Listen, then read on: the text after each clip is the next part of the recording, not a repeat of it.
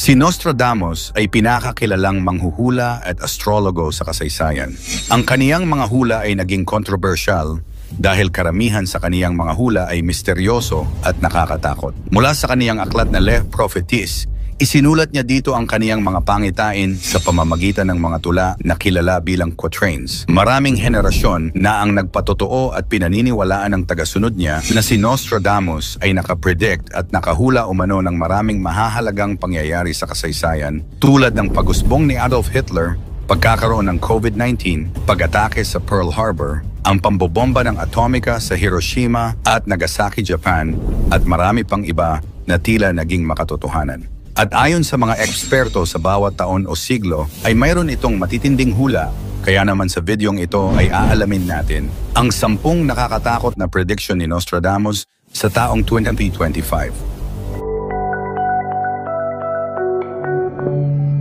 Pang-10, paglawak at pamamayagpag ng bansang China. Ayon sa interpretation ni Nostradamus, tinukoy niya ang pag-angat ng isang bansa mula sa silangan na nauugnay sa China mula sa kanyang quatrain. From the east, a great dragon will rise, flying across the sky. Maraming nagsasabi na ito ay isang simbolo ng lumalakas na impluwensya ng China sa pandaigdigang ekonomiya at politika at mas marahas at mapanakop na bansa na maaaring maging mas kapansin-pansin pagsapit ng taong 2025. Pang-siyam, natural disasters at pagbabago ng klima o climate changes. Ipinapakita ng ilang quatrain ni Nostradamus ang matinding mga pagbabago sa kalikasan, panahon at kapaligiran, kabilang na ang malalakas na bagyo at mga lindol. Mula sa kaniyang quatrain, the earth will shake in the new city and the earth will open up in several places. Binibigyang kahulugan ng kanyang tagasunod bilang pagtaas ng mga natural na sakuna sa iba't ibang bahagi ng mundo, gaya ng malalakas na lindol at bagyo, baha at matinding init sa mga bansa, kasama na ang mga pagbabago sa klima na magdudulot ng higit pang sakuna. Pang-8, ang bagong Santo Papa sa Roma. Si Pope Francis ng Katoliko ay kasalukuyang nasa edad 80 mahigit na nakakaranas na ng problema sa kalusugan. Ito ay maaaring magresulta sa pagbabago ng pamamahala ng simbahang Katoliko.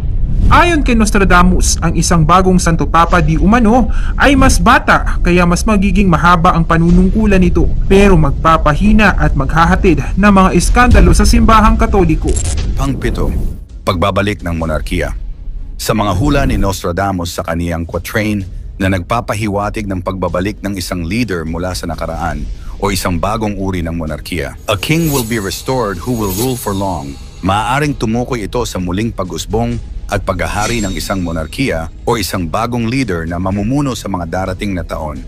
Pang-6, pagbagsak ng isang malaking bansa. May mga nakasulat sa quatrain ni Nostradamus na ipinapahiwatig ang pagbagsak ng isang makapangyarihang bansa o imperyo sa mundo sa mga taong darating at 2025. The great empire will fall into ruin. Maraming nagsasabi na maaaring tumukoy sa superpower country o makapangyarihang bansa ang babagsak, gaya ng Estados Unidos, sa darating na mga taon. May quatrain pa nagpapahiwatig ng malaking pagbabago sa pandaigdigang politika, kabilang na ang pag-usbong ng isang bagong sistema o leader. A new order will rise. The old ones shall vanish like smoke. Ipinapakita nito ang posibilidad ng isang global political shift tulad ng pagbagsak ng mga malalaking bansa o rehimen at ang paglitaw ng isang bagong sistema ng pamamahala. Pang-5, paglalakbay pa sa kalawakan dahil sa makabagong teknolohiya. Ang mga teknolohiya sa space exploration ay sinasabing nakapaloob sa ilan sa mga hula ni Nostradamus. Ang ilang mga interpretation ng quatrain ay nagsasabing magkakaroon ng higit pang pagsulong sa paggalugad sa kalawakan. Men will reach the stars and beyond their reach, they will find new worlds. Hinulaan ni Nostradamus na mas uusbong pa umano ang makabago at dekalidad na teknolohiya para umalampa sa mga bagay sa kalawakan. Ito ay hakbang ng sangkatauhan sa paglalakbay sa labas ng mundo, gaya ng pagtuklas ng mga bagong planeta sa kalawakan at para sa mas malayo pang misyon. A new voyage will take men far from their home towards the stars. Maaring ito ay tumukoy sa mga misyon patungo sa Mars o iba pang malalayong bahagi ng kalawakan na inaasahang magiging mas mahalaga sa mga susunod na taon. Pangapat, paglobo ng population at krisis sa pagkain. May mga quatrain na nagsasabi ng mabilis na paglobo ng population at kakulangan ng mga likas na yaman. The earth will groan under the weight of its inhabitants and hunger will spread far and wide. Ipinapahiwatig nito na mas dadami ang magugutom, maghihirap sa iba't ibang panig ng mundo, ang mga potensyal na hamon sa hinaharap tulad ng kakulangan sa pagkain at tubig dulot ng paglobo ng populasyon at pagsira ng kapaligiran. Pangatlo, krisis sa ekonomiya. May mga predictions si Nostradamus na nagsasabi na maaaring magkaroon ng matinding krisis sa ekonomiya sa mga darating na taon.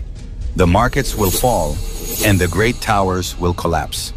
Ito sa isang malakihang pagbagsak ng ekonomiya o mga sistema ng pananalapi na maaaring maganap sa taong 2025. Isa pa sa mga hula ni Nostradamus ay nagpapahiwatig ng isang pagbabago sa pandaigdigang sistema ng ekonomiya. A new currency will rise, born of fire and metal, and the old ways will crumble. Maraming nagsasabi na ito ay maaaring dumukoy sa paglago ng mga cryptocurrency, digital money, at isang bagong anyo ng pera na magiging dominante sa ekonomiya sa 2025 o sa mga susunod na taon.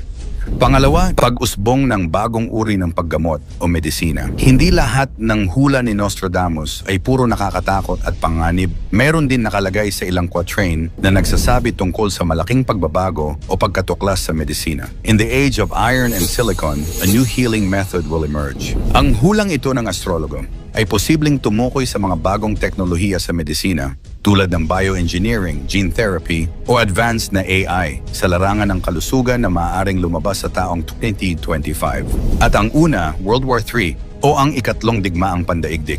Ang isang nakakatakot at napakatinding hula ni Nostradamus na magaganap sa sangkatauhan, ang giyera ng karamihan ng mga bansa. Ang isang malaking digmaang ito ay magaganap sa hinaharap o taong 2025. The Great War will start in France and all of Europe will be attacked. It will be long and terrifying for everyone. Then in the end, peace will be restored but only a few will enjoy it. Ang posibilidad ng isang pandaigdigang digmaan ay maaari umanong magsimula sa Europa. Posibleng ang maging sentro muli ng matinding digmaan at sa Europa o malapit na mga bansa dito, matatandaang ang World War I at World War II ay dito rin nagsimula at sa kasalukuyan napakatindi ng digmaan ngayon sa Russia at Ukraine. Dagdag mo pa ang pagpapalawak ng NATO na itinuturing ang Russia bilang banta. Presensya ng mga nuclear na sandata ay nadito rin sa rehiyon.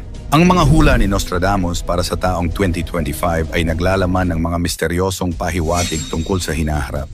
Bagamat ang mga pahayag ay kriptiko at hindi malinaw, maaaring magbigay ito ng babala at pagiging handa. Mangyari man o hindi ang mga hula ni Nostradamus, isa lang ang dapat nating paniwalaan at sampalatayanan. Ito ang nag-iisa nating kataas-taasang Diyos. Ikaw, ano ang masasabi mo sa mga hulang ito ni Nostradamus? Sa 2025, ikomento mo naman ito sa ibaba. Huwag kalimutang i-like at share. Maraming salamat at God bless.